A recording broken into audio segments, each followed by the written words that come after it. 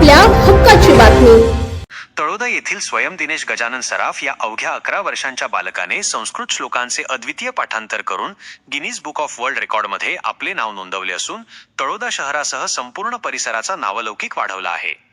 येथील English medium शाळेत इयत्ता 4थीत शिक्षण घेत असलेल्या सौम्य सराफ याने बॅप्स स्वामीनारायण संस्थेच्या सत्संग दीक्षा श्लोक पाठांतर या विशेष कार्यक्रमात सहभाग घेतला होता.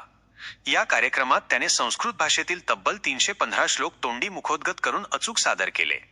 या उल्लेखनीय कर्तृत्वाची दखल घेत गिनीज बुक ऑफ वर्ल्ड रेकॉर्डकडून त्याच्या नावाची अधिकृत निवड करण्यात आली असून त्याला प्रमाणपत्रही प्रदान करण्यात आले आहे. या ऐतिहासिक यशानंतर श्री स्वामीनारायण संस्था बडोदा येथे सौम्य सराफ याचा विशेष सत्कार करण्यात आला. त्याच्या या यशाबद्दल सर्व स्तरातून कौतुकाचा वर्षाव होत आहे. तसेच तळोदा येथील सुवर्णकार समाजाच्या वतीने सौम्य सराफ याचे अभिनंदन करण्यात आले असून त्याच्या उज्ज्वल भविष्यासाठी शुभेच्छांचा वर्षाव करण्यात आला आहे. अवघ्या 11 वर्षांत संस्कृत सारख्या प्राचीन व समृद्ध भाषेतील श्लोकांचे इतक्या मोठ्या प्रमाणावर पाठांतर करून सौम्य सराफ याने संस्कृती, परंपरा आणि बुद्धिमत्तेचा संगम दाखवून दिला आहे.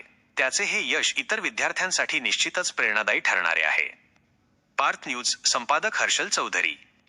सौम्य सराफ याच्या या सुवर्ण कामगिरीबद्दल माझेही मनापासून अभिनंदन.